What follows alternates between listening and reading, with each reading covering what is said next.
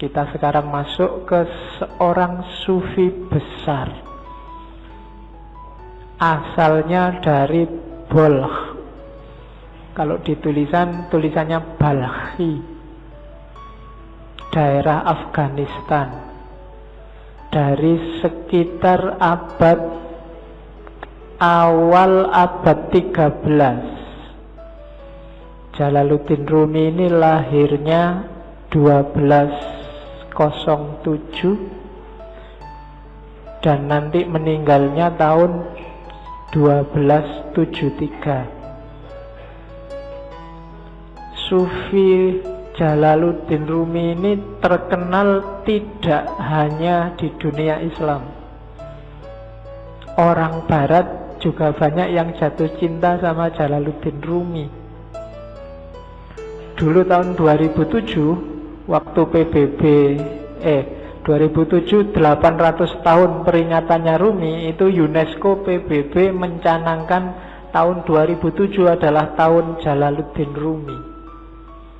Jadi orang Barat aja banyak yang jatuh cinta, padahal kita banyak yang tidak kenal sama Jalaluddin Rumi. Jangan-jangan orang luar lebih mengapresiasi. Dan sejauh yang saya tahu, muka kita umat Islam itu banyak diselamatkan oleh beliau-beliau ini.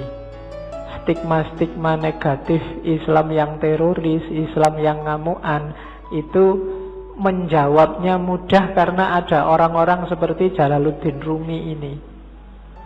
Jadi kalau ada yang ngomong, oh Islam itu ngamuan, oh enggak, coba dilihat Rumi itu. Kebetulan nama ini diakui. Bahkan Paus Yohanes ke-23 itu menghormati Rumi. Dia bilang, kalau di hadapan Rumi saya harus tunduk dan patuh. Itu mereka. Dan jangan lagi tokoh-tokoh Muslim seperti Iqbal, termasuk juga tokoh Hindu seperti Gandhi, itu idolanya juga Rumi. Di masjid ini juga Rumi kan kita kaji bareng Cak Kus. Ya, semoga, makanya kok lama sekali ya ngaji filsafat tidak ngangkat-ngangkat Rumi. Loh, tiap sekian minggu kalian kan sudah ketemu Rumi. Cuma karena banyak yang minta, ya sudahlah saya angkat di filsafat cintanya. Sebenarnya banyak gagasan-gagasan original dari Rumi, cuma malam ini kita ngomong cintanya saja. Rumi ini ayahnya sendiri itu seorang wali, seorang ulama. Gelarnya Sultanul Ulama. Namanya Syekh Bahauddin Walad. Aslinya dari Balkh, Afghanistan. Afghanistan zaman dulu itu kan masuk wilayahnya Persia. Cuma waktu Rumi umur 3 tahun, Syekh Bahauddin Walad dan keluarga ini pindah ke Konya. Konya itu di satu daerah namanya Rum. Konya ini masih, kalau hari ini, wilayah Turki. Makanya karena tinggalnya di daerah Rum, gelarnya, panggilannya Rumi. Asalnya dari Rum. Nama aslinya Jalaluddin. Nanti Jalaluddin Rumi ini sejak kecil sudah pinter. Bahkan begitu masuk ke Konya, beberapa tahun saat dia umur 7-8 tahun, sama ayahnya diajak sowan ke wali besar saat itu, Fariduddin Attar. Begitu Fariduddin Attar sama Rumi melihat Rumi ini saat itu berdiri di belakang ayahnya. Katanya Attar, lihatlah, lautan sedang datang. Dan di belakang lautan itu ada samudra. Jadi Sufi dan wali itu biasanya lebih ngerti siapa ya jadi siapa. Dan ramalannya Fariduddin Attar benar bahwa Rumi ini nanti melebihi ayahnya jauh. Setelah ayahnya meninggal, nanti Rumi lah yang menggantikan ayahnya. Kalau zaman sekarang mungkin di pondoknya santrinya banyak, 4.000-an lebih. Sehingga dikenallah nanti Rumi dengan gelar Maulana. Maulana Rumi, tuan kami, tuannya orang Rum. Itu karena kepinterannya seorang Rumi. Jadi dia profesor pinter zaman itu. Meskipun nanti ada titik balik kehidupannya yang membuat dia jadi tidak sekedar orang pinter, tapi jadi orang sufi besar. Jadi yang bikin titik balik ini nanti ketika dia bertemu gurunya, namanya Syamsu Tabriz, Syamsuddin At-Tabrizi. Ini sufi misterius yang kemarin waktu kita ngaji Sunan Kalijaga kan, waktu Sunan Kalijaga mau naik haji ke Mekah terus transit di Malaya, di Pulau Upih itu nunggu kapal, bergurulah Sunan Kalijaga pada seorang wali yang namanya Syamsu Tabriz. Kalau di Serat Jawa namanya Syekh Sutabrid.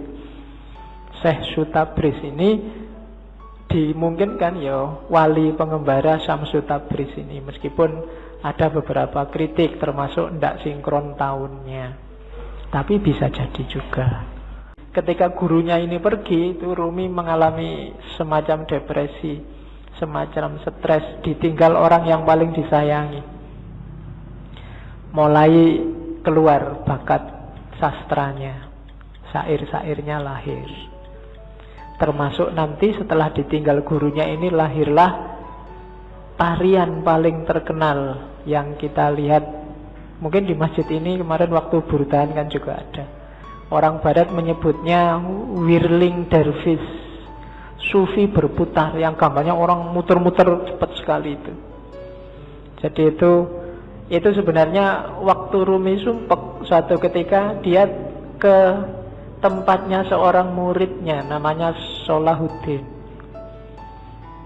Salahuddin ini pandai besi. Jadi tukang besi yang biasanya nempa besi itu. Nah, dia merenung di situ, termenung. Tiba-tiba dia dengar ketukan besi itu yang teng yang membentuk apalah kalian, saya tidak tahu di Jogja di mana ya pandai besi, sekarang enggak, mungkin nggak populer. Tapi dulu ada tukang besi. Nah, lama-lama bunyi ketukan ini di telinganya Rumi kedengaran kayak bunyi wirid, kayak bunyi Allah, Allah, Allah terus di setiap ketukannya, dan secara nggak sadar tubuhnya bergerak mengikuti irama ketukan besi itu. Dari situ nanti terus dia berputar. Dari situ nanti lahir whirling dervish yang terkenal dalam torekot yang di torekotnya Rumi itu namanya torekot Maulawiyah. Oke. Jadi torekot yang dikembangkan sesuai ajaran-ajaran Rumi. Ajaran-ajarannya dirumuskan sama sahabatnya yang namanya Syekh Husamuddin.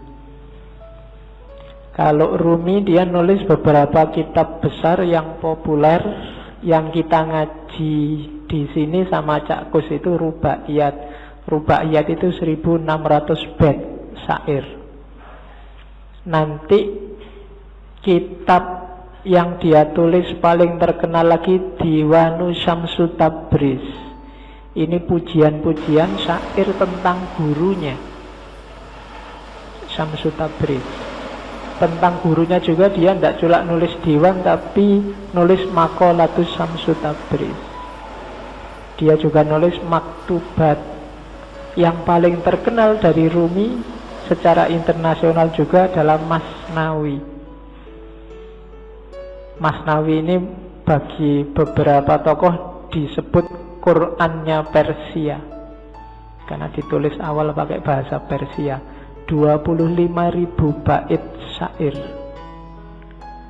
didiktekan pada sahabatnya Syekh Husamuddin dalam jangka kurang lebih 15 tahun, meskipun nggak secara kontinu di tahun-tahun terakhir kehidupannya Rumi. Itu untuk menutupi kerinduannya pada gurunya.